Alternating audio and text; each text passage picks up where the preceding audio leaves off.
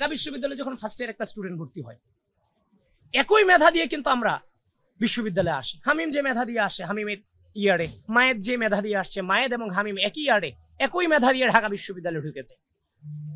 হয়তোবা ডিপার্টমেন্টটা ভিন্ন হতে পারে। তো ঢাকা বিশ্ববিদ্যালয়ে আসার পরে দুই বন্ধুর মধ্যে একজন হয়ে যাচ্ছে জুলুমকারী, আরেকজন হয়ে যাচ্ছে মজলুম, শুধুমাত্র রাজনৈতিক প্রভাবের কারণে। এই যে রাজনৈতিক অপসংস্কৃতি একটা দীর্ঘ সময় ধরে ঢাকা বিশ্ববিদ্যালয়ে চলেছে, সেখানে কিন্তু ঢাকা বিশ্ববিদ্যালয়ের যে পড়াশোনার পরিবেশ সেটা কিন্তু সম্পূর্ণভাবে বিলুপ্তির পথে। এই বিশ্ববিদ্যালয়ে পড়াশোনা, ঢাকা বিশ্ববিদ্যালয়ে একটা স্টুডেন্ট যখন ভর্তি হওয়ার পরে সে প্রথমে গেস্ট রুম গণরুমে গিয়ে তারপর তার সিনিয়রদের কাছ থেকে শুনতেছে ডিপার্টমেন্টের পড়াশোনা করতে হবে না, পড়াশোনার প্রয়োজন নাই, রেজাল্ট প্রয়োজন নাই, দুদিন পরে বিসিএস এর পড়াশোনা করবা, না হলে রাজনীতি করো, মিছিল করো।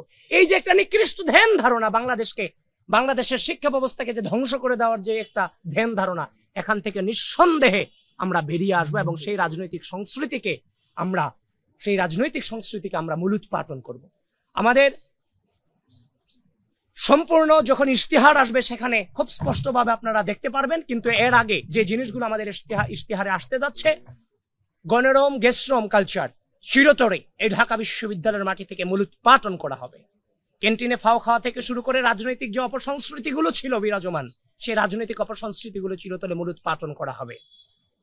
এবং ঢাকা বিশ্ববিদ্যালয়ের স্টুডেন্ট ফার্স্ট ইয়ারে ঢোকার পরে বিশ্ববিদ্যালয়ে তার পড়াশোনা, রেজাল্ট, গবেষণা, সহশিক্ষা এবং পরিপূর্ণ ব্যক্তিত্ব সম্পন্ন এবং দেশপ্রেমিক হিসেবে গড়ে তোলবার জন্য যা যা প্রয়োজন বাংলাদেশ জাতীয়তাবাদী ছাত্রদল তার দিকে ফোকাস করবে। এবং একটা স্টুডেন্ট যখন ঢাকা বিশ্ববিদ্যালয়ে প্রবেশ করে, একটা মধ্যবিত্ত এবং নিম্ন মধ্যবিত্ত পরিবার থেকে যখন সে উঠে আসে, তার বাবা মা তার খরচ সেভাবে চালাতে পারে না। তো একটা স্টুডেন্ট যখন বাহিরের হোস্টেলে কিংবা মেসে থাকে, প্রচুর পরিমাণে খরচ আছে, মেসের খরচ, খাবারের খরচ, অন্যান্য আনুষঙ্গিক খরচ মিলিয়ে তার জন্য সে একাধারে দেখবেন, আমি অনেক স্টুডেন্টকে আমি চিনি একসাথে 5টা 4টা টিউশনি করে বেড়ায়, সারাদিন সে শুধু টিউশনি করে বেড়ায় শুধু বেঁচে থাকার জন্য। তার একটা স্টুডেন্ট যখন ঢাকা বিশ্ববিদ্যালয়ে ভর্তি হওয়ার পরে 4 থেকে 5টা টিউশনি যখন ফার্স্ট ইয়ারে টানা করে বেড়ায়, তাহলে সে কখন প্রপারলি তার ডিপার্টমেন্টে সময় দিবে? কখন সে তার ডিপার্টমেন্টের রেজাল্ট ঠিক রাখবে?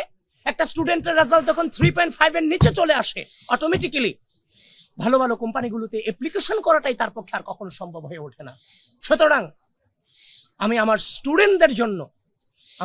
স্টুডেন্টদের জন্য একটা মানসিক প্রশান্তি দিয়ে যেন সে বিশ্ববিদ্যালয়ে বসবাস করতে পারে, তার পড়াশোনা চালিয়ে রাখতে পারে, সেটার জন্য আবাসন ব্যবস্থার যে একটা সমস্যা, সেটা পরিপূর্ণ আবাসিক বিশ্ববিদ্যালয়ে রূপান্তর করার জন্য আমাদের হচ্ছে যে কিভাবে বলবো, এটা পরিপূর্ণ আবাসিক বিশ্ববিদ্যালয়ে রূপান্তর করার জন্য সবচাইতে বেশি প্রচেষ্টা থাকবে এবং ফোকাস থাকবে আমাদের ওই দিকটাতে। দেখেন, এই বিশ্ববিদ্যালয়ে কিন্তু আমি চিরকালের জন্য বসবাস করতে আসি নাই, চিরকালের জন্য কিন্তু বসবাস করতে আসিনি। আমি এখানে আসছি, একটা টেবিল দরকার, আমার একটা মাথার উপরে ছাউনি দরকার, যেখানে বসে আমি পড়াশোনাটা কমপ্লিট করে রেজাল্টটা নিয়ে বেরোয় আমি গিয়ে বাংলাদেশকে লিড করতে পারি। ব্যাপারটা তো তাই। আমাকে কেন বিল্ডিং দিতে হবে? আমার যদি সামর্থ্য না থাকে, আমি টিনের চাল দিয়ে আমার স্টুডেন্টের জন্য আমি পড়ার ব্যবস্থা করব বিশ্ববিদ্যালয়ের নিরাপত্তার মধ্য দিয়ে।